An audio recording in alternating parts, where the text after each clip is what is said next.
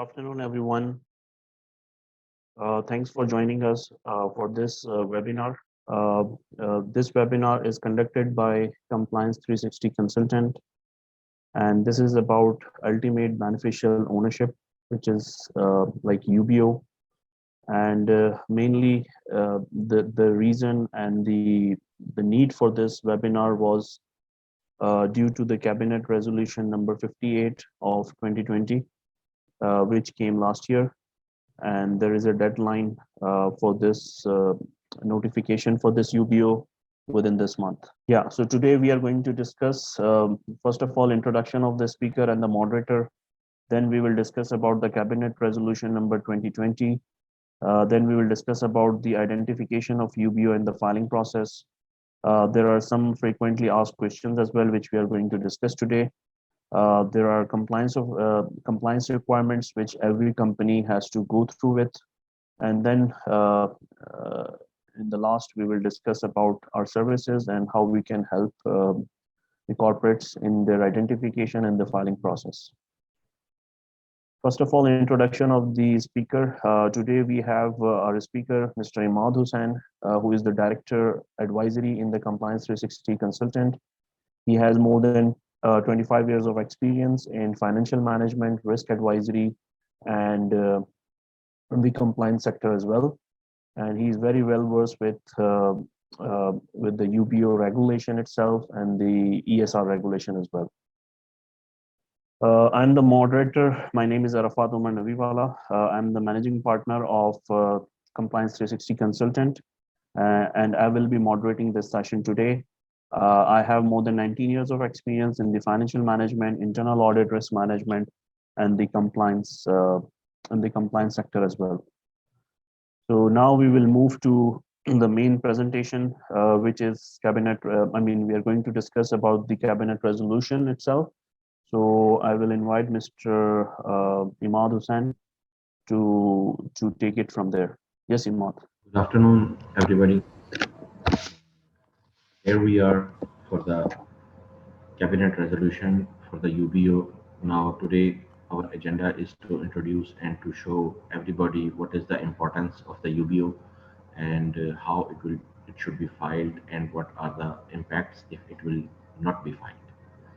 So the cabinet resolution number 58 of 2020, as you people know, that the United Arab Emirates has issued the cabinet resolution number 2020 on August 28,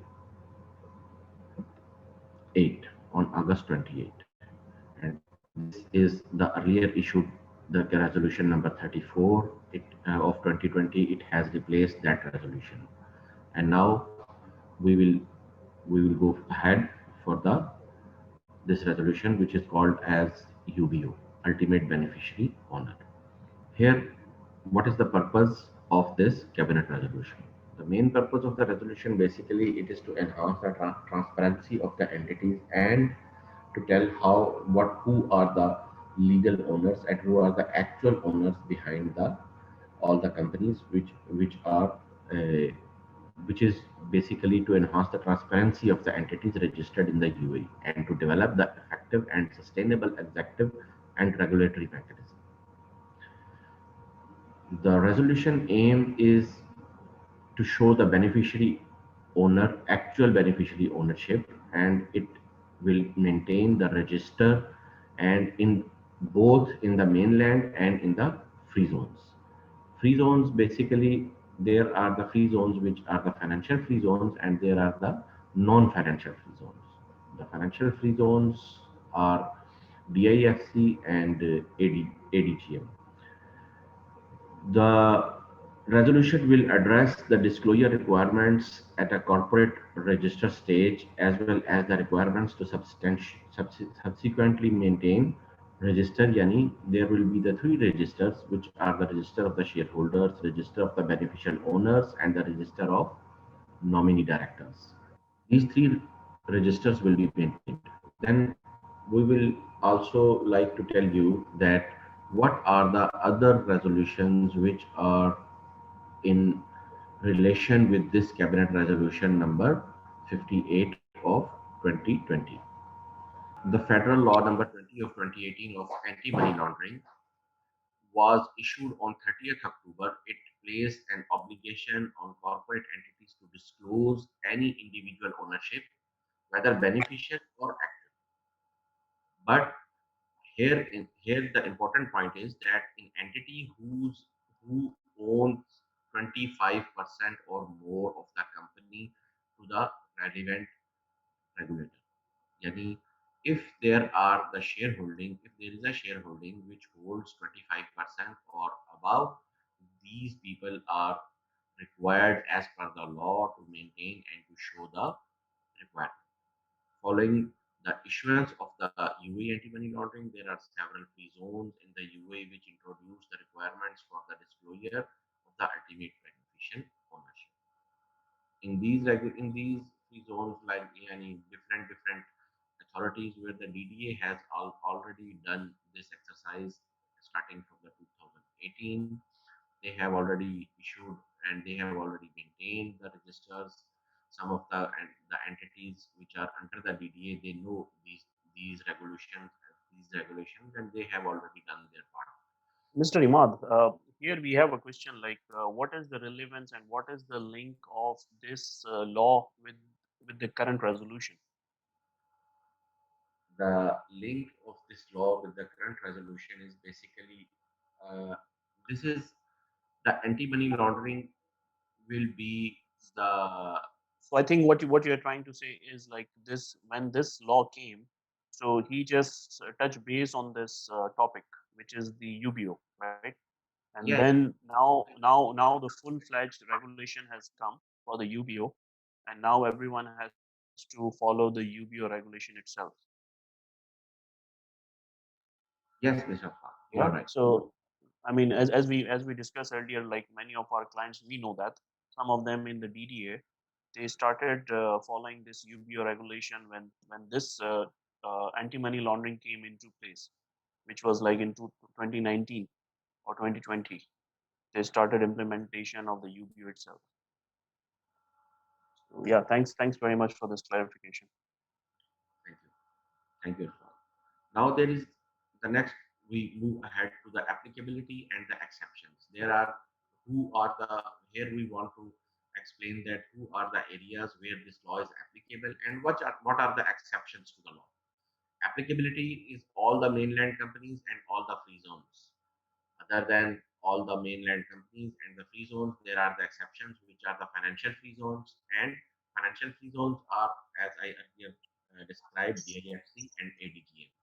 DIFC is the Dubai International Financial Corporation, and ADGM is Abu Dhabi Global Market. These are the financial free zones, and these two financial free zones are exempted from this. These have the exception. And then there is a federal and local government entities. Federal and local government entities, and all those entities who are wholly owned by these federal and local government entities. These are also Imad, actually, here I've got one question from one of our participants that, so what is the reason of excluding the financial free zone? the reason for excluding these entities from this law is because these entities have their own regulations which are which are on the higher side and are more having the more all the these More all laws already there in place, more and they are advanced in structure, isn't it? from since long time back. Right. Okay. They have their own regulations. So like in case of the DIFC, they need to follow their own law, which is issued by Yeah, the yeah, DFSA. yeah. Right. Okay, go ahead. Next, now next we will tell you how what is the identification of the UBO and the filing process. Which is very important part, and I hope that many of our participants would be interested in this part. Yeah, this is basically the main part of Yeah. our webinar, which will tell us who is UBO. The UBO, the definition basically here, the UBO is who is the natural person who ultimately owns or controls a company, and or the natural person on whose behalf a transaction is being conducted. actually who is the influential person, the natural person. Who are the natural persons? Number one, who owns and controls 25% or more the shares or voting rights. Number two, who ultimately owns or controls whether directly or indirectly 25% or more of the share of the voting rights in the company. Here, the percentage, the percentage is defined by the law is 25% or more, which is the important part. Number three, who hold the rights directly or indirectly to appoint or remove a majority of the board of directors. Then there are the people who has the right to exercise or actually exercise significant influence or control over the company, who exercises ultimately control over the management of the company and who controls the corporate body. These are the people who are actually the UBOs in the organization. Next slide, please. Then in any case where the UBO is a listed company and you cannot identify in accordance with this resolution or the company created by the Emirati decree within the UAE. So if these are the three cases, then the people or the senior management or the officials of the company who controls, they will be treated as a beneficiary. They will be the actual UBO in if we can if these are the three cases where we are unable to identify the natural person. Right. Next. Okay. Now next we move to the what are the company's obligations in identifying the UBO and filing process. What is the company's obligation? The company obligation is that the company has to keep the record of these office of these things in at their office premises. What are the records? Shareholder register, register of the beneficial ownership. Shareholder register is basically a record which is a corporate from the corporate side. Most of the companies are having their shareholder register, which are either the listed companies or the companies which are having the share, multiple people in the shareholding they are having. They are keeping the register, and then the additional one is the register of the beneficial ownership, and then the register of the nominee director. If there is any revised deadline for the submission of the UBO deadline here, it is 30th June 2021. Most of the entities which were doing these things, most of the Emirates in the deadline of the submitting of the UBO was different, but now it is as we are approaching to the 30th June, so they have revised it, and then the 30th June is the deadline. And then the entities must notify to the relevant authority if there is any change after maintaining these all register. If there is any change in the shareholding pattern in the shareholders in their addresses or anything, major changes, they the entities must be notifying to the relevant authorities within the 15 days of such change or amendment. Now, the next is documentation requirement. What are the documentation requirement for the UBO? The documentation requirement with regards to the natural person, it is necessary to provide the concerned authority with a copy of passport, Emirates ID of the citizen or the resident. Then, as a legal person registered in the UAE, the concerned authority must be provided with the statute of the company. Statute of the company means the memorandum of association, article of association, what are the written over there, the shareholding pattern. Then if it is a foreign company, in that case, the foreign company must also provide the concerned authority with the name of the legal representative. Who is the legal representative who is representing in the UAE on behalf of that foreign company with the proof, with the document. Okay, the company must keep the record of this. These all records should be kept for the beneficial ownership and with their personal data, place of residence, addresses, nationality, and the all things, and this all relevant information should be kept with the company at their premises. Next one. Okay, this is the mandatory information in the UBO register. The UBO register, basically it should be placed in the company premises, and it should have what is the information required is the real beneficiary, the real beneficiary register must incorporate the accompanying data for every real beneficiary in of an element, name, date, from which date this person has become the real beneficiary, his identity, and the place of birth, location of home address, or the address where the warnings or where the letters or where the notification can be sent to that person from the authority. Then the passport and the identity card number, place of the issuance, its issuance date, expiry date, email address, phone number, number of the shares held, because the number, why the number of the share held, because it should be 25% or more. It should show,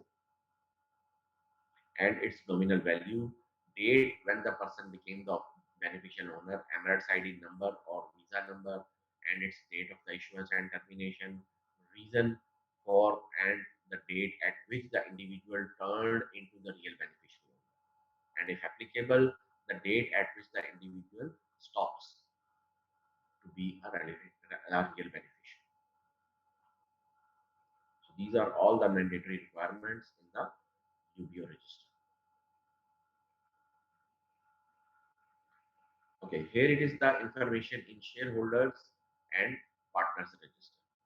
If the shareholder is the individual, then they are or the corporate shareholder.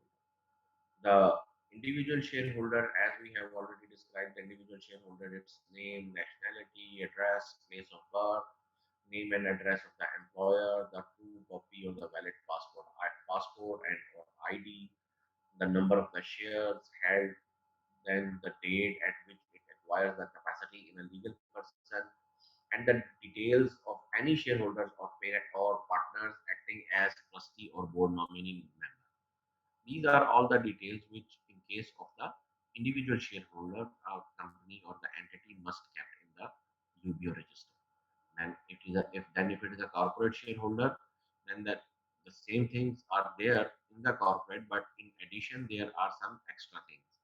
Any nationality, address, place of birth, name and address of the employer, true copy, and the number of shares, date, details of the shareholder or the partners, and then name, legal form, and memorandum of association. These are the extra.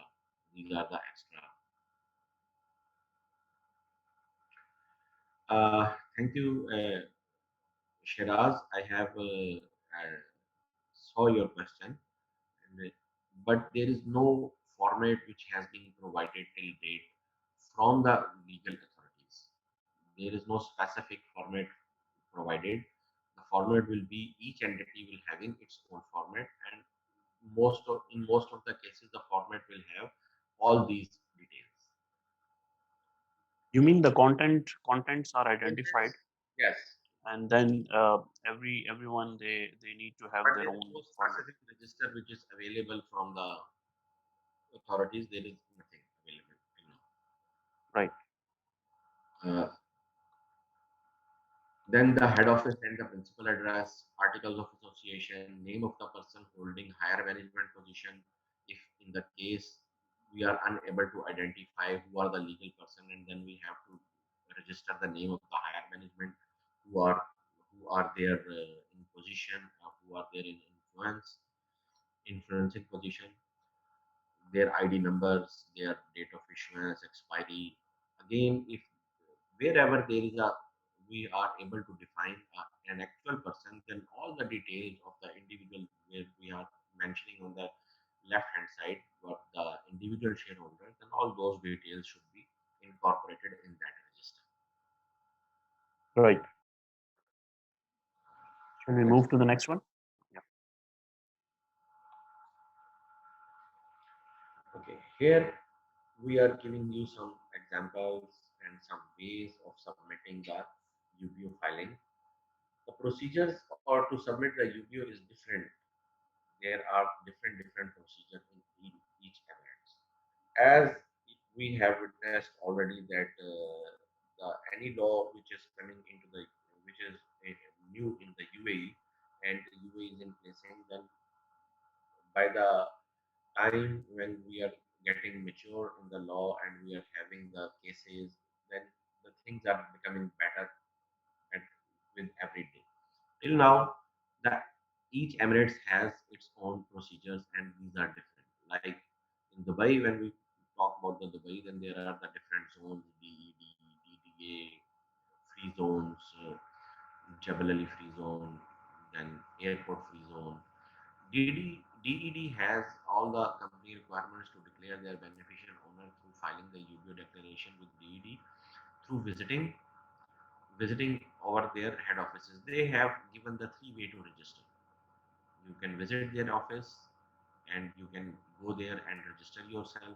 Then DED is also sending the SMSs to the individuals on their numbers. You have to click that SMS. There is a link. You will go to that link and then there you have to see the information which is already embedded in that, and you have to just confirm if it is okay and if there is no change.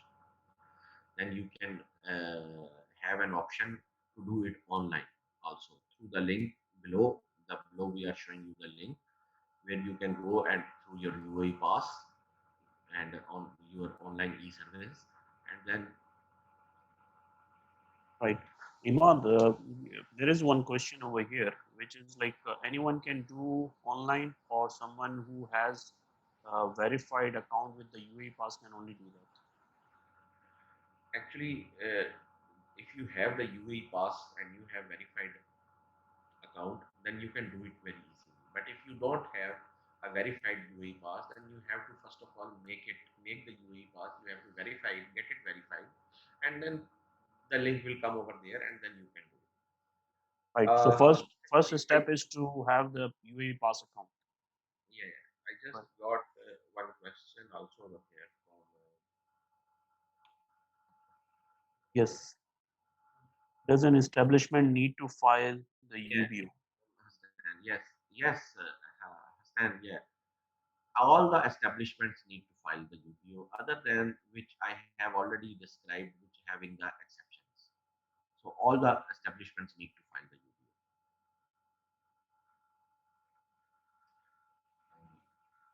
Yes, sir. Yeah. So I think here we just mentioned some of the Here we free are, zones. yeah, yeah, just mentioning some zones and their how they you can renew and how you can go there or Yeah. how you can submit the Yeah. So most of them, I believe, through the online, and some of them they are providing the email addresses as well. Like for example, in case of Rakis, so that can be done through the email address, right? yes. There are Yeah. these they have given the email address. You can send the email with the information. Yeah. Mr. Imad, actually, another question which is very like going through, and I've heard from many people that most of the free zones they came up with their own different deadlines. Like for example, you have mentioned here as Ajman free zone, and the deadline is 15th of June, which is over. So, what is this like? Why there is a the misunderstanding, or why there is? I mean, there are different deadline dates. Yes, there were the different deadline dates given by the different emirates and different zones. Some they given the 15th of the June, but now basically the this law comes under the Ministry of Economics.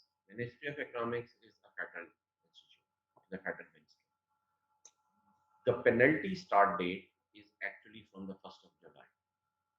So even after the 15th June has passed on, the Ajman free zone, they are getting the people registered because there is no penalty even after the 15th June has been lapsed. I just got one question that what is the cost if there is any cost. Shiraz, there is very minimal cost if you go to the service center. Service center they are taking 15 to 25 dirham, and but there is no cost now. If you go through the online, there is no cost. If you get the SMS, you can register it immediately. So there is no cost. Yeah, There no is no cost. cost, but it is very important that you have to do it rightly. Yeah, Because yeah, if there is any wrong submission, then there are chances of the penalties. yeah. Then It the is wrong very submission, important for you to assess your UBO very importantly. definitely it can Yeah, follow to penalties, and it can follow to, yeah, different penalties. will be. Right. Next, please. Okay. So Imad, actually, these are the FAQs which frequently asked questions based on our clients. We have received many questions, and we just try to answer it, which are very common questions. Yes, Imad. Yeah, these are frequently questions which are some people are asking, and based on our information and based on our Experience. interaction with the people, we just prepared these questions and the answers to them. People are asking that the shareholders or the directors of the company are the UBOs. Why do I have to make a separate file? So the answer is that the UBO declaration contains certain information that is required to be filed separately, because the shareholder register doesn't contain those information which the UBO register has. So the shareholder register and the UBO register will be different. Then there is a question that is UBO declaration required for certain type of the companies only, like one of the gentlemen we asked now, or the corporate shareholding structure, those with no single person who owns 25% or more of the. So the answer is no. All the companies are required to file the declaration irrespective of the ownership structure. Next.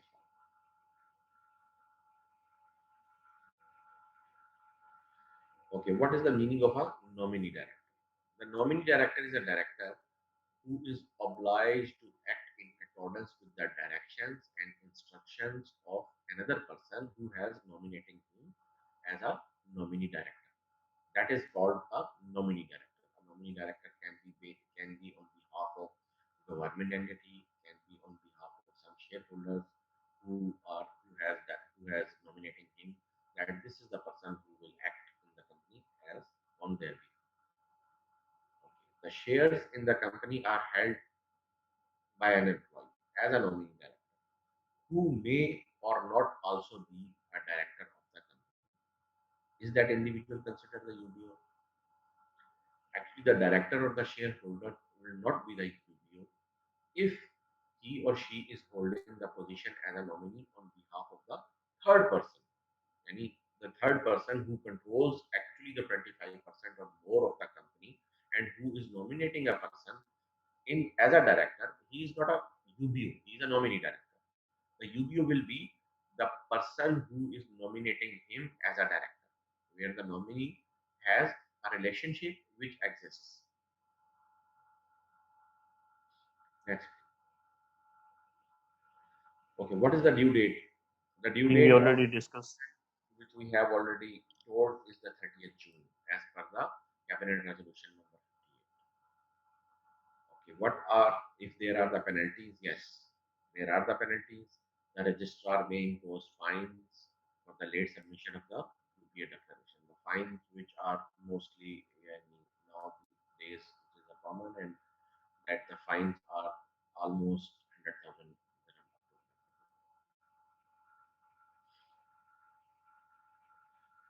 Okay, going forward, there is a compliance requirement. Compliance requirement means that what should we have to do to comply the UBO register. We have to identify, first of all, the UBO of the reporting entity. Then we have to collect the details of all those UBOs, and we have to report the same to the licensing authority in the format where all the information will be, which we have already told what is the mandatory information. Then we have to maintain this register. Maintain this register for 5 years. 5 years is the maintaining any record maintaining time. Then we have to maintain the shareholder register, and in case of any submission or subsequent modification, the update or any detail which you need to modify or you need to amend, it should be reported within the 15 days of that change. These are the requirements. Now, lastly, how Compliance 360 can help? Yes, Imad. The compliance 360, as we as a compliance 360, how we can help new people in identifying, submitting, and filing, that our professional and dedicated staff and the team will assist you in analyzing the corporate structure and identifying the UBO.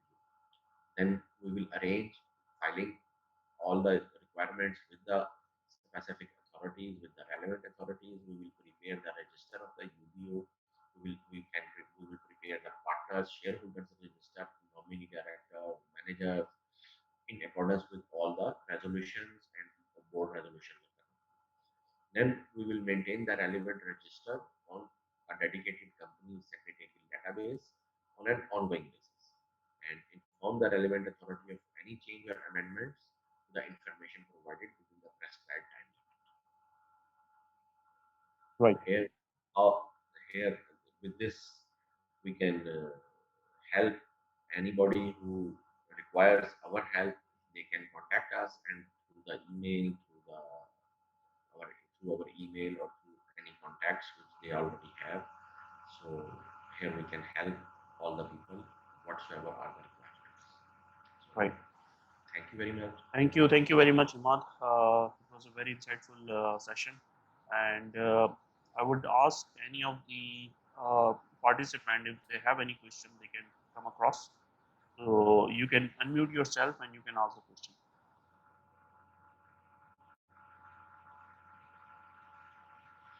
Is there any? Thanks, Aslan. Thank you. No. Thank Thank you. you. Thank you. No, there's no question. So thank you very much, Imad, and thanks very much everyone for joining the session. And we hope the session was insightful and you got your questions answered. Thank you.